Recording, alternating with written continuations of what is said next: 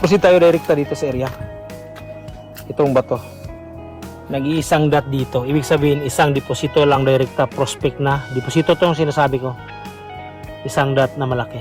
Ang landmark niya, ito lang. Sinadyang sinil-seal. Formang arrow dito na kurba. Pwede rin siyang C gamit dito sa gilid. O half moon. C o half moon, pareho lang yan. Ayan siya.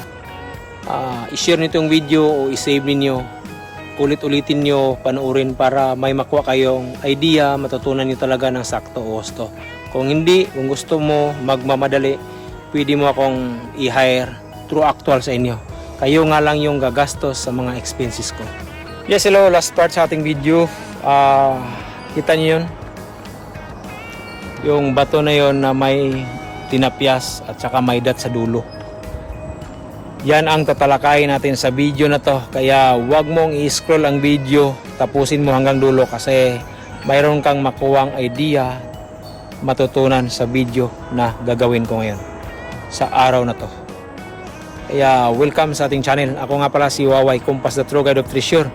Nagbabalik dito sa mga gustong matuto at di na gamit yung mga gadget, detector, scanner. Ito yung kaalaman na magbibigay tips sa inyo na hindi ka na gagastos ng mga gadget pa. Sa kaalaman na yon, gamit lang yung compass at kaalaman natin. Ito yung magbibigay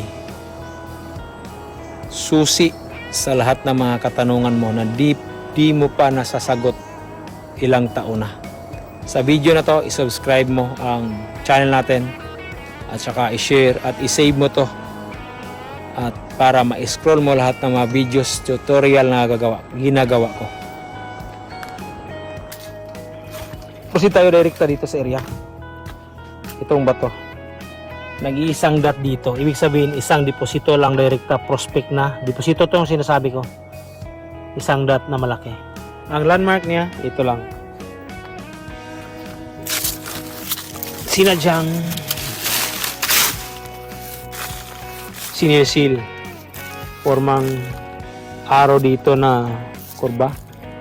Pwede rin siyang C gamit dito sa gilid. O half moon. C o half moon, pareho lang yan. Ayan siya. Ito.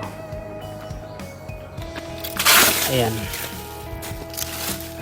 Paano lang siya i-travel ang ganitong klaseng marka? Paano hanapin? Compare doon sa tunay na lugar o area.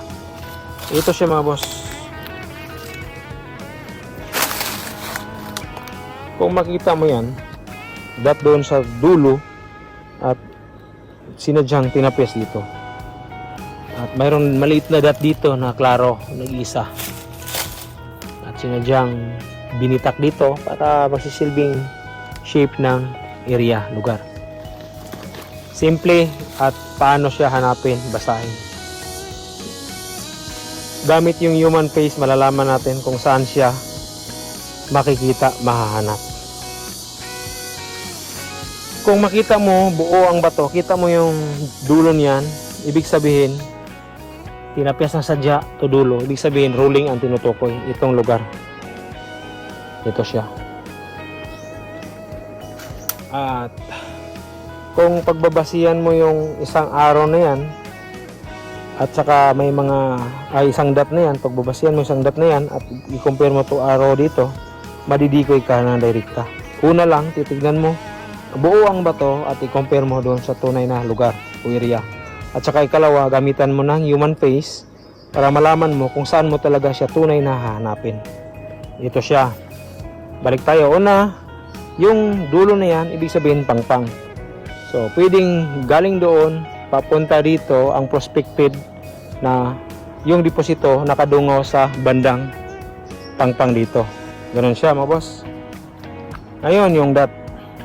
Paano siya hanapin? Kung makita mo to, ito yung parte ng lupa, kibali kanal o separated na lupa. Kibali dalawang bundok nagkaharap na maliit, pwedeng malaki rin, at ito yung nasisibing kanal sa kanya, shape ng mountain o curving. Ito siya. Kung dito mo siya titignan sa gilid, ito kibali, ito yung bundok, ito yung sa kabila niya. Kaya ito yung kibalik kanal o pwede siyang madaanan ng tao. Shape o curve ng mountain. Ito siya, ang ibig sabihin nito. Ito lang yung landmark. Kung ganito yung angle niya, ibig sabihin nakaharap siya sa north. North dito, ito yung south. Ibig sabihin, doon sa actual na kanal, south to north din yung alignment. Di pwedeng ganito yung kanal naka-align sa south to north. Yung kanal na nakikita mo, nag-align siya sa northeast. Di pwede. Kailangan south to north talaga. Di pwedeng northeast or di pwedeng east-west. Kailangan kung ano dito naka-declare dito sa bato, ganun lang din yung gagayahin mo to actual. Ganun siya mga boss. Ito. Para mahanap mo yan, yung marker na yon, yung dot, gamit ang human face. Dahil nalaman mo naman yung kanal, nakunan mo na siya ng degree to compass, ganun lang siya. Compare through actual area sa totoong lugar. Gamit ang human face, makita mo yung tapyas niya sa gilid at itong malaking dot to, malalim, yung may dahon. Malaking dot yan, malalim. Terrain niya ng lugar o lupa. Shape niya. Dot to dot. At ito yung sinasabi kong kanal kanina, ito yung gagawin nating bibig. Kung makita mo yan, kung alam mo niya titignan, yung titingin niya andun sa ibabaw. Andun sa ibabaw. Ibig sabihin, yung dot na yon, diyang parte na yan sa dulo ng mountain, sa tabi ng pangpang, ang deposito. Malalaman mo naman kung ilang metro maliban dito sa araw na itinuro dito. Dalawang kanal ang tinutukoy niya at saka galing dito sa araw na to, kita mo tong araw dito, ito yung forma ng lupa at itong dot na dito, ito yung pagbabasihan mo para masintro mo yung target, yung prospect na deposito. Galing dito, punta ka lang dito sa kanal na to, malayo ang tinutukoy dito sa area pero malapit lang to sa actual. Ito lang siya, ang dot na to at yung shape dito sa formang kanal. Kukunan mo dito una ng degree sa compass, itong dot na to, pointer doon, at gagawin mo rin doon sa actual. Hanapin mo yung bato na kung halimbawa ito siya point east doon, ito yung west na parte, east and west dito sa atin sa tinatayuan natin. Ito yung dot is west, east yung prospect deposito, align siya 90 degree, pointer to east 90 degree. Ibig sabihin puntahan mo yung actual na lugar, area, didikitan mo yung compass, hanapin mo yung arrow na sinasabi kong east and west 90 degree alignment, pointer doon, malalaman mo ang distansya. Unang distansya sa sinasabi ko, north, east, west, and south. Ang east, 15 meters. Ang south is 32 meters. Ang west, 48 meters. Ang north is 64 meters. Ganyan lang distansyang layo ang makahanap, matutukoy mo. At di ka naman mawawala kasi yung counter sign, kagaya nito, mayroon pang ang dot dito na diamond, mahanap mo din yung diamond dito. Gamit lang din yung compass na may counting arrow dito. Pag mag-counter cross na siya dito o X dito sa dulo, ito siya mga boss dyan. Kita mo yan? Ayan.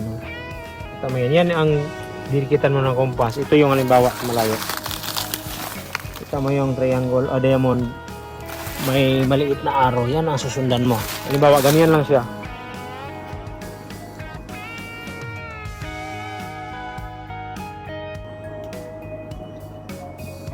Ayan.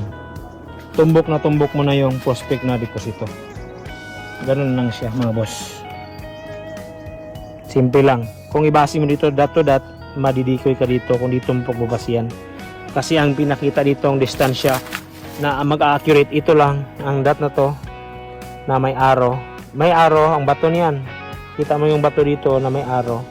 At ito na formang diamond, makikita mo yun yung may arrow ang kaunti. Ito yung tignan mo yung arrow. Align doon sa tawag nito. Doon sa butas na yun. Ayan o. align sa butas. At tignan mo dito, yung naglinya dito, align din siya sa butas. Yan ang sinasabi ko sa inyong legit. Huwag ka nang magbasa dun sa unahan at dito mo siya babasahin. Ito lang yung landmark kasi yung kanal. Kasi nag-iisang dot lang yun.